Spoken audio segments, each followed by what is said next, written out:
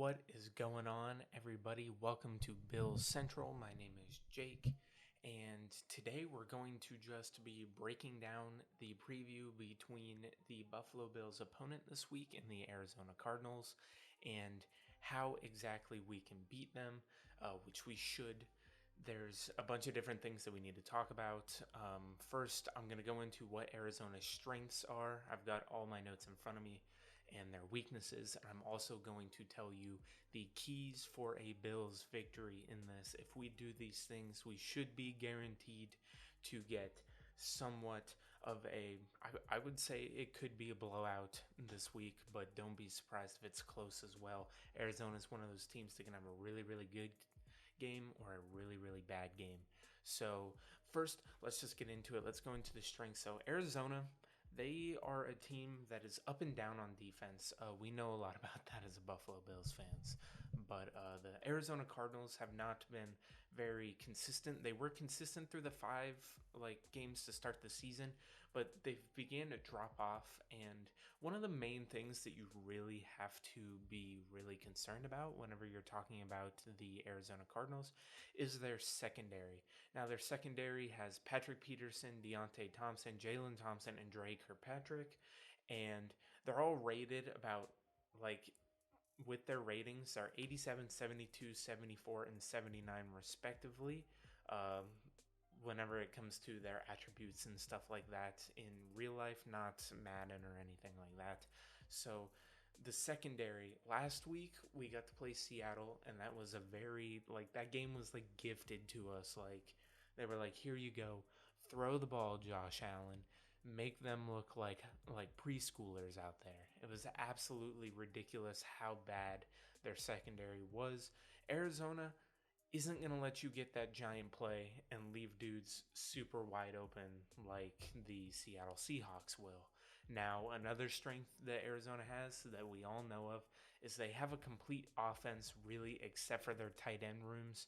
They have Larry Fitzgerald, DeAndre Hopkins, Christian Kirk, and Kenyon Drake is returning. He was seen in practice today, and he's again Kenyon Drake. To us Bills fans remember him when he was in Miami.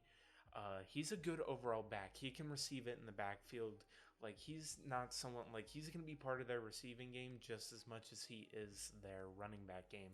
So when it comes to throwing the ball, we're going to have to lock them down because they have so many weapons that allow them to just spread it all across the field. And that's what gives Kyler Murray so much more time to, do what he does in the pocket. When it really comes to it, Kyler Murray is the big strength that they have. He is, I feel like to me, he's just a younger, slightly, less refined version of Russell Wilson. And the Arizona Cardinals knew that and they picked it up. And the mobile quarterback is something that is going to be still a big thing in the future. So they have themselves what I believe is probably a little Russell Wilson running around out there. And their last really good thing that they have going for them is that their defensive line is still pretty decent as well. They are good at pass rushing. As much as stopping the run, they're not, but we'll get into that when we get into the weakness. But they have Jordan Phillips, as we know, as he was really good for us on the Buffalo Bills. He's still having a decent season with the Cardinals, and their defensive line is definitely going to try to get to Josh very, very hard. So now let's get into their weaknesses. Their run defense, as I was saying, is absolutely awful. Their run defense, after I did all the math, they're averaging of giving up 112 yards of rushing per game. Now, the thing is, I don't think that the Buffalo Bills are going to take advantage of this, which is something that I don't understand why our game plan has to be either we run the ball or we pass the ball. I don't really believe that that is the way that we should be looking at this. Just looking at they're going to have dudes locked down, or they're going to see what we did to Seattle, and they're going to have safeties over to help. Everything's going to have to be in front of us. And that's why When I get to the keys of the Bills, I'll talk about that. But their weakness is their run defense. We have to take advantage of that. I know Brian Dable likes to air it out. Josh Allen probably does too, likes to show off a little bit of that arm that he has. But definitely when it comes to this game, we have to be looking at also incorporating the run game into it. Uh, when we're also talking about their linebackers, are pretty much average. When I was looking at their ratings, they're all about the same, except like in the high 60s, low 70s. Except for Jordan Hicks, who is the only notable name that I would say is in their linebacking core. Uh, and also their offensive line. And this is the big thing. Our D line has to have a day this weekend because the O line, they're all rated below 70%, except for two that both come in at a 74 rating, but they are both on the left side, the left tackle and the left guard. Uh, and if you watch tape, which I did before, anytime that you see uh, anytime that you see them run, it's always to the left. Their left tackle and their left guard are really, really good. So they're always going to be pushing everything to the left. I'm pretty sure 90% of the runs that they ran on Miami were all to the left because their guard and their tackle are able to do stuff. So definitely, I would say that they have to, like Leslie Frazier has to be looking and be like, okay, more than likely, whenever we see a designed run, it's going to be to the left because that is the strength of the offensive line that we are going against. So, now that we've broken down the really good things that they can do and the really bad things that they have, we have to get to the keys to a Bills victory. So, for starting off, we have to attack the linebackers with the middle of the field.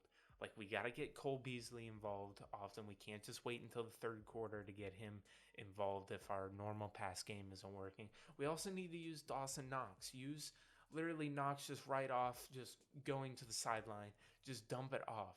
Literally, we are going to be able to get so many of those because the way that Arizona is going to play us is they're going to play us like they are just trying to do what Seattle couldn't do.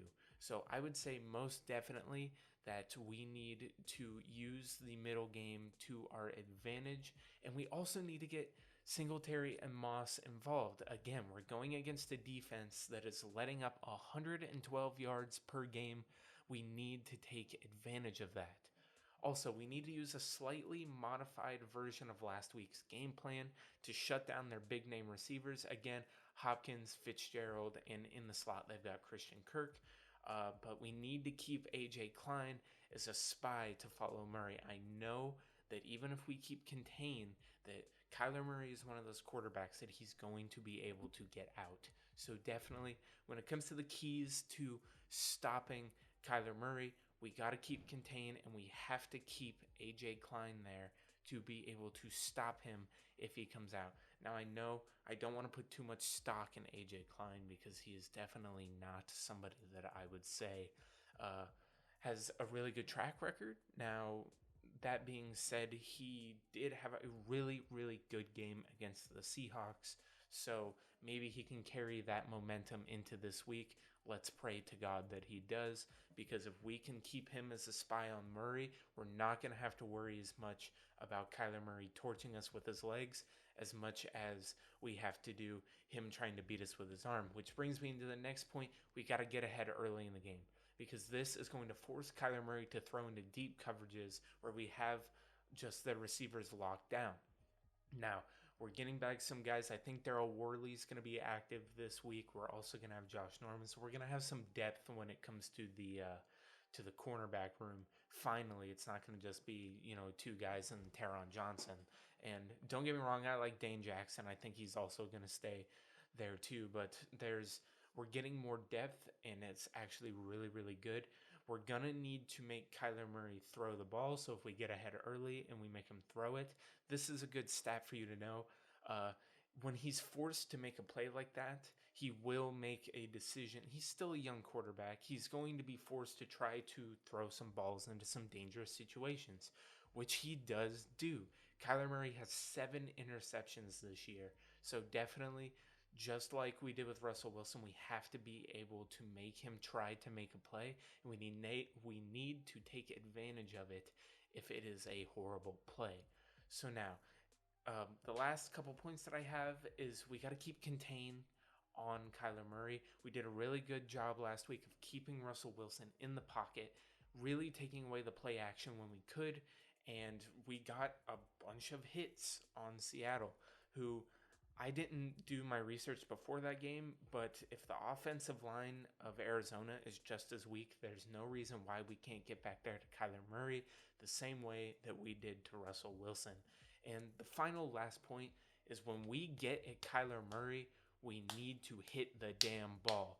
Kyler Murray has 3 fumbles on the year already while he's rushing out of the pocket. So definitely, we're going to need all of our guys to know, find the ball, punch the ball.